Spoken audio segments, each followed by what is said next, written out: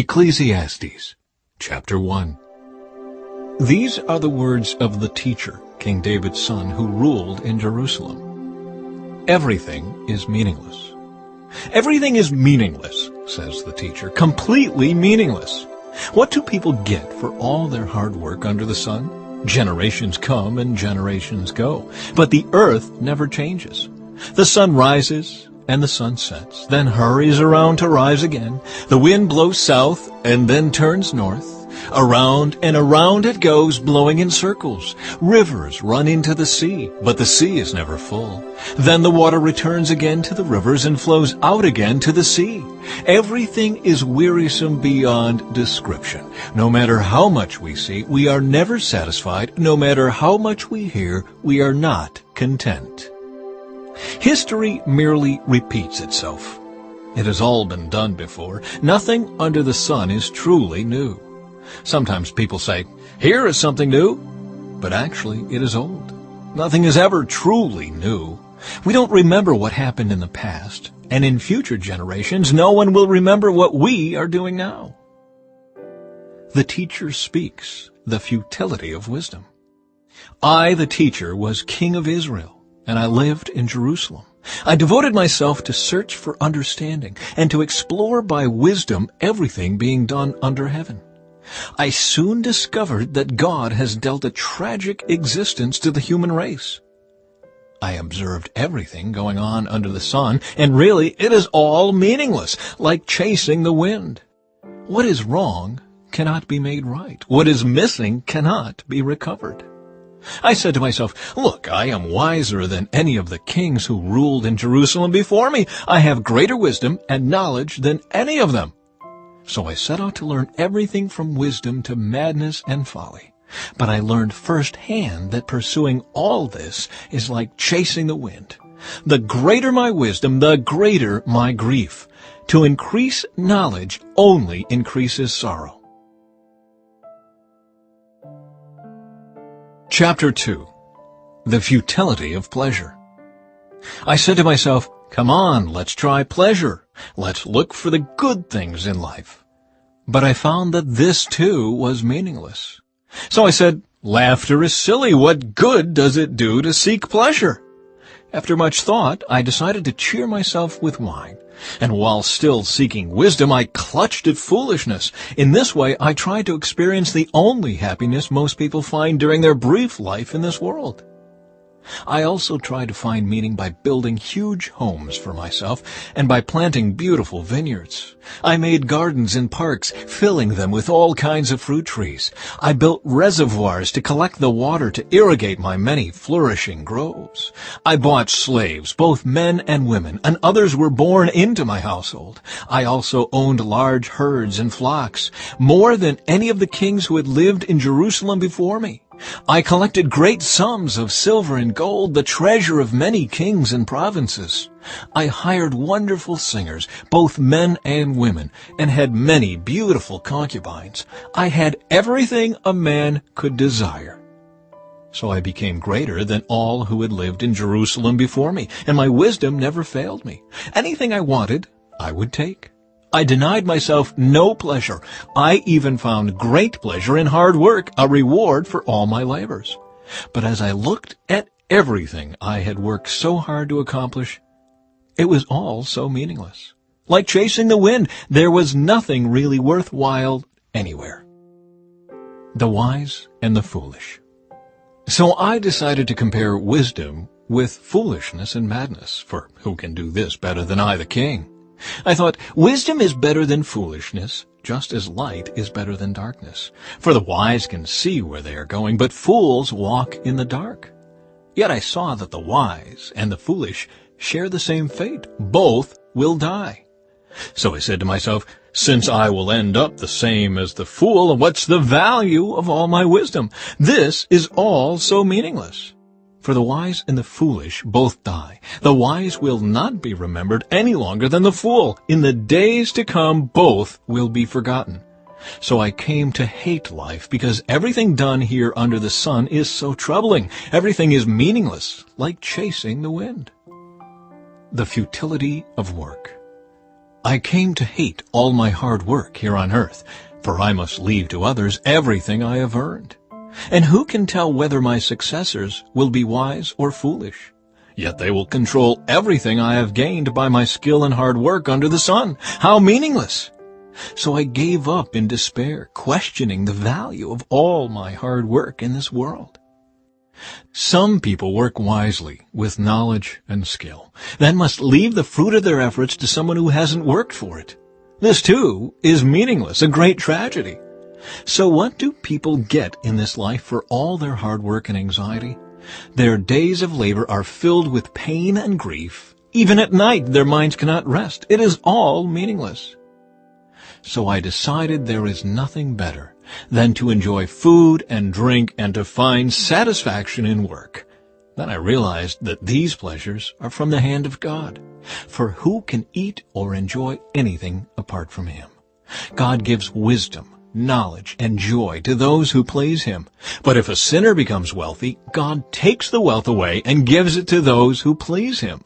This, too, is meaningless, like chasing the wind. Chapter 3.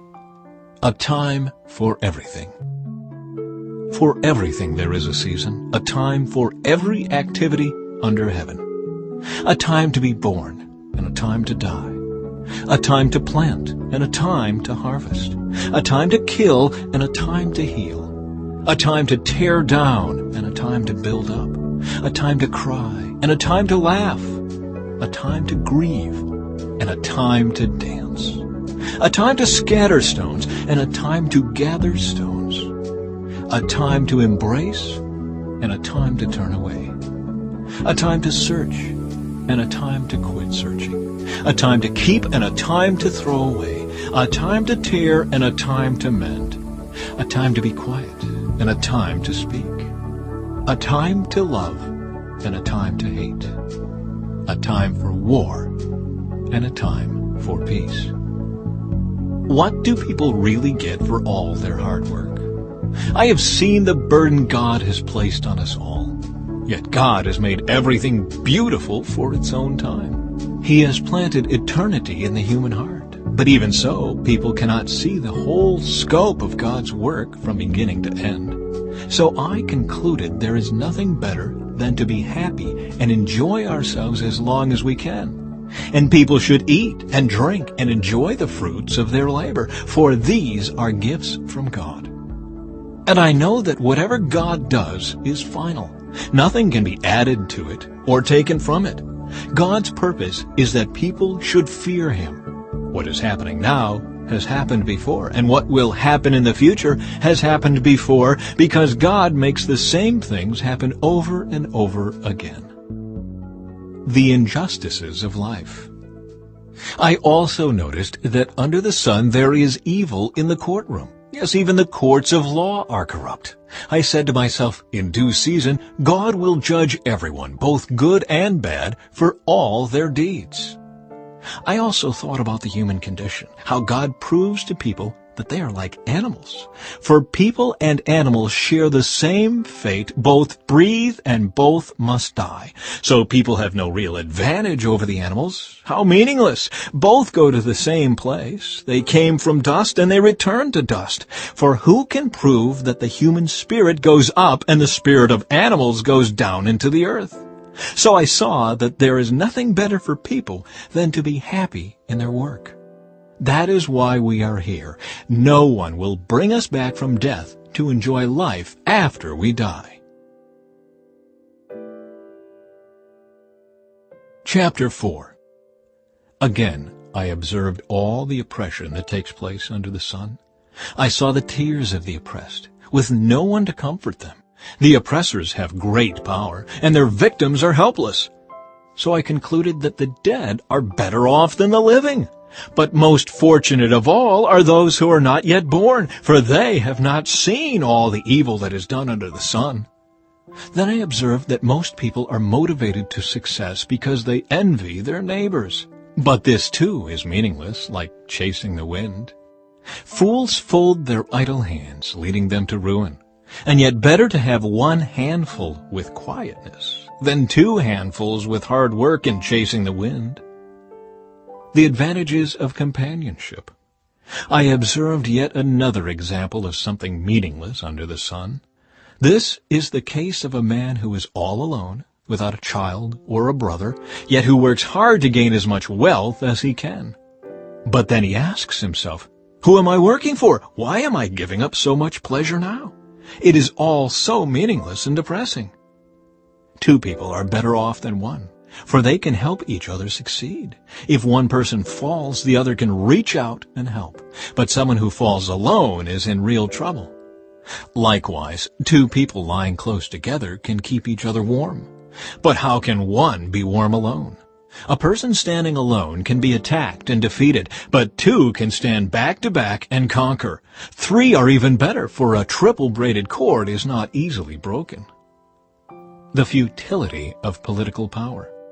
It is better to be a poor but wise youth than an old and foolish king who refuses all advice. Such a youth could rise from poverty and succeed. He might even become king, though he has been in prison.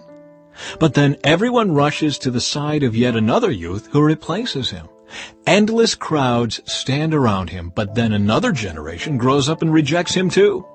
So it is all meaningless, like chasing the wind. Chapter 5. Approaching God with Care. As you enter the house of God, keep your ears open and your mouth shut. It is evil to make mindless offerings to God. Don't make rash promises, and don't be hasty in bringing matters before God. After all, God is in heaven, and you are here on earth. So let your words be few. Too much activity gives you restless dreams. Too many words make you a fool. When you make a promise to God, don't delay in following through, for God takes no pleasure in fools. Keep all the promises you make to Him. It is better to say nothing than to make a promise and not keep it. Don't let your mouth make you sin, and don't defend yourself by telling the temple messenger that the promise you made was a mistake. That would make God angry, and He might wipe out everything you have achieved. Talk is cheap, like daydreams and other useless activities. Fear God instead. The futility of wealth. Don't be surprised if you see a poor person being oppressed by the powerful, and if justice is being miscarried throughout the land. For every official is under orders from higher up, and matters of justice get lost in red tape and bureaucracy. Even the king milks the land for his own profit. Those who love money will never have enough. How meaningless to think that wealth brings true happiness. The more you have, the more people come to help you spend it. So what good is wealth except perhaps to watch it slip through your fingers? People who work hard sleep well, whether they eat little or much. But the rich seldom get a good night's sleep. There is another serious problem I have seen under the sun. Hoarding riches harms the saver. Money is put into risky investments that turn sour and everything is lost. In the end, there is nothing left to pass on to one's children. We all come to the end of our lives as naked and empty-handed as on the day we were born. We can't take our riches with us. And this, too, is a very serious problem. People leave this world no better off than when they came. All their hard work is for nothing, like working for the wind. Throughout their lives, they live under a cloud, frustrated, discouraged, and angry. Even so, I have noticed one thing, at least, that is good. It is good for people to eat, drink, and enjoy their work under the sun during the short life God has given them, and to accept their lot in life. And it is a good thing to receive wealth from God and the good health to enjoy it. To enjoy your work and accept your lot in life, this is indeed a gift from God. God keeps such people so busy enjoying life that they take no time to brood over the past. Chapter 6. There is another serious tragedy I have seen under the sun, and it weighs heavily on humanity. God gives some people great wealth and honor, and everything they could ever want, but then he doesn't give them the chance to enjoy these things. They die, and someone else, even a stranger, ends up enjoying their wealth. This is meaningless, a sickening tragedy. A man might have 100 children and live to be very old, but if he finds no satisfaction in life and doesn't even get a decent burial, it would have been better for him to be born dead. His birth would have been meaningless, and he would have ended in darkness. He wouldn't even have had a name, and you would never have seen the sun or known of its existence. Yet he would have had more peace than in growing up to be an unhappy man. He might live 1,000 years twice over, but still not find contentment. And since he must die like everyone else, well, what's the use? All people spend their lives scratching for food, but they never seem to have enough. So are wise people really better off than fools? Do poor people gain anything by being wise and knowing how to act in front of others? Enjoy what you have rather than desiring what you don't have. Just dreaming about nice things is meaningless, like chasing the wind. The future, determined and unknown. Everything has already been decided. It was known long ago what each person would be, so there's no use arguing with God about your destiny. The more words you speak, the less they mean. So what good are they? In the few days of our meaningless lives, who knows how our days can best be spent? Our lives are like a shadow. Who can tell what will happen on this earth after we are gone? Chapter 7. Wisdom for Life. A good reputation is more valuable than costly perfume, and the day you die is better than the day you are born. Better to spend your time at funerals than at parties. After all, everyone dies, so the living should take this to heart. Sorrow is better than laughter, for sadness has a refining influence on us. A wise person thinks a lot about death, while a fool thinks only about having a good time. Better to be criticized by a wise person than to be praised by a fool. A fool's laughter is quickly gone, like thorns crackling in a fire. This also is meaningless. Extortion turns wise people into fools, and bribes corrupt the heart. Finishing is better than starting. Patience is better than pride. Control your temper, for anger labels you a fool. Don't long for the good old days. This is not wise. Wisdom is even better when you have money.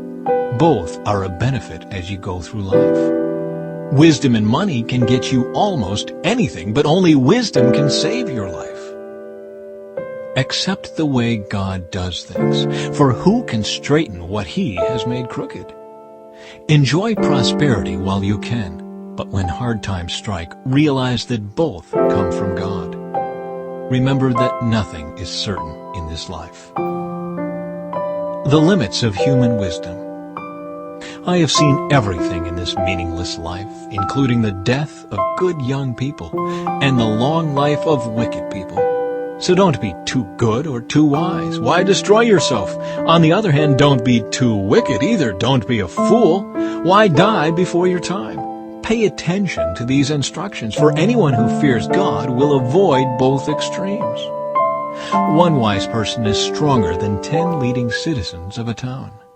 Not a single person on earth is always good and never sins. Don't eavesdrop on others. You may hear your servant curse you, for you know how often you yourself have cursed others. I have always tried my best to let wisdom guide my thoughts and actions. I said to myself, I am determined to be wise. But it didn't work. Wisdom is always distant and difficult to find. I searched everywhere, determined to find wisdom and to understand the reason for things. I was determined to prove to myself that wickedness is stupid and that foolishness is madness. I discovered that a seductive woman is a trap more bitter than death. Her passion is a snare, and her soft hands are chains. Those who are pleasing to God will escape her, but sinners will be caught in her snare. This is my conclusion, says the teacher. I discovered this after looking at the matter from every possible angle. Though I have searched repeatedly, I have not found what I was looking for. Only 1 out of 1,000 men is virtuous, but not one woman. But I did find this. God created people to be virtuous, but they have each turned to follow their own downward path. Chapter 8. How wonderful to be wise, to analyze and interpret things. Wisdom lights up a person's face, softening its harshness. Obedience to the king. Obey the king, since you vowed to God that you would. Don't try to avoid doing your duty, and don't stand with those who plot evil, for the king can do whatever he wants. His command is backed by great power. No one can resist or question it. Those who obey him will not be punished. Those who are wise will find a time and a way to do what is right, for there is a time and a way for everything, even when a person is in trouble. Indeed, how can people avoid what they don't know is going to happen? None of us can hold back our spirit from departing. None of us has the power to prevent the day of our death. There is no escaping that obligation, that dark battle. And in the face of death, wickedness will certainly not rescue the wicked. The wicked and the righteous. I have thought deeply about all that goes on here under the sun, where people have the power to hurt each other. I have seen wicked people buried with honor, yet they were the very ones who frequented the temple and are now praised in the same city where they committed their crimes. This too is meaningless. When a crime is not punished quickly, people feel it is safe to do wrong. But even though a person sins 100 times and still lives a long time, I know that those who fear God will be better off. The wicked will not prosper, for they do not fear God. Their days will never grow long like the evening shadows. And this is not all that is meaningless in our world. In this life, good people are often treated as though they were wicked, and wicked people are often treated as though they were good. This is so meaningless. So, I recommend having fun, because there is nothing better for people in this world than to eat, drink, and enjoy life. That way, they will experience some happiness along with all the hard work God gives them under the sun. In my search for wisdom, and in my observation of people's burdens here on earth, I discovered that there is ceaseless activity day and night. I realized that no one can discover everything God is doing under the sun. Not even the wisest people discover everything, no matter what they claim. Chapter 9. Death comes to all. This, too, I carefully explored. Even though the actions of godly and wise people are in God's hands, no one knows whether God will show them favor. The same destiny ultimately awaits everyone, whether righteous or wicked, good or bad, ceremonially clean or unclean, religious or irreligious. Good people receive the same treatment as sinners, and people who make promises to God are treated like people who don't. It seems so tragic that everyone under the sun suffers the same fate. That is why people are not more careful to be good. Instead, they choose their own mad course, for they have no hope. There is nothing ahead but death anyway. There is hope only for the living. As they say, it's better to be a live dog than a dead lion. The living at least know they will die, but the dead know nothing. They have no further reward, nor are they remembered. Whatever they did in their lifetime, loving, hating, envying, is all long gone. They no longer play a part in anything here on earth. So go ahead, eat your food with joy, and drink your wine with a happy heart, for God approves of this. Wear fine clothes with a splash of cologne. Live happily with the woman you love through all the meaningless days of life that God has given you under the sun. The wife God gives you is your reward for all your earthly toil. Whatever you do, do well. For when you go to the grave, there will be no work or planning or knowledge or wisdom. I have observed something else under the sun. The fastest runner doesn't always win the race, and the strongest warrior doesn't always win the battle. The wise sometimes go hungry, and the skillful are not necessarily wealthy. And those who are educated don't always lead successful lives. It is all decided by chance, by being in the right place at the right time. People can never predict when hard times might come. Like fish in a net or birds in a trap, people are caught by sudden tragedy. Thoughts on wisdom and folly. Here is another bit of wisdom that has impressed me as I have watched the way our world works. There was a small town with only a few people, and a great king came with his army and besieged it. A poor, wise man knew how to save the town, and so it was rescued. But afterward, no one thought to thank him. So even though wisdom is better than strength, those who are wise will be despised if they are poor. What they say will not be appreciated for long. Better to hear the quiet words of a wise person than the shouts of a foolish king. Better to have wisdom than weapons of war, but one sinner can destroy much that is good. Chapter 10. As dead flies cause even a bottle of perfume to stink, so a little foolishness spoils great wisdom and honor. A wise person chooses the right road, a fool takes the wrong one. You can identify fools just by the way they walk down the street. If your boss is angry at you, don't quit. A quiet spirit can overcome even great mistakes. The ironies of life.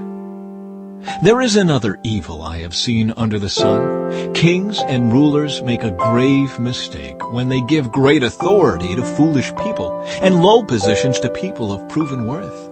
I have even seen servants riding horseback like princes and princes walking like servants. When you dig a well, you might fall in. When you demolish an old wall, you could be bitten by a snake. When you work in a quarry, stones might fall and crush you. When you chop wood, there is danger with each stroke of your axe. Using a dull axe requires great strength, so sharpen the blade. That's the value of wisdom. It helps you succeed. If a snake bites before you charm it, what's the use of being a snake charmer? Wise words bring approval, but fools are destroyed by their own words. Fools base their thoughts on foolish assumptions, so their conclusions will be wicked madness. They chatter on and on. No one really knows what is going to happen. No one can predict the future. Fools are so exhausted by a little work that they can't even find their way home. What sorrow for the land ruled by a servant, the land whose leaders feast in the morning. Happy is the land whose king is a noble leader, and whose leaders feast at the proper time to gain strength for their work, not to get drunk. Laziness leads to a sagging roof. Idleness leads to a leaky house. A party gives laughter, wine gives happiness, and money gives everything. Never make light of the king, even in your thoughts, and don't make fun of the powerful, even in your own bedroom, for a little bird might deliver your message and tell them what you said. Chapter 11. The Uncertainties of Life. Send your grain across the seas, and in time profits will flow back to you. But divide your investments among many places, for you do not know what risks might lie ahead. When clouds are heavy, the rains come down. Whether a tree falls north or south, it stays where it falls. Farmers who wait for perfect weather never plant. If they watch every cloud, they never harvest. Just as you cannot understand the path of the wind or the mystery of a tiny baby growing in its mother's womb, so you cannot understand the activity of God who does all things.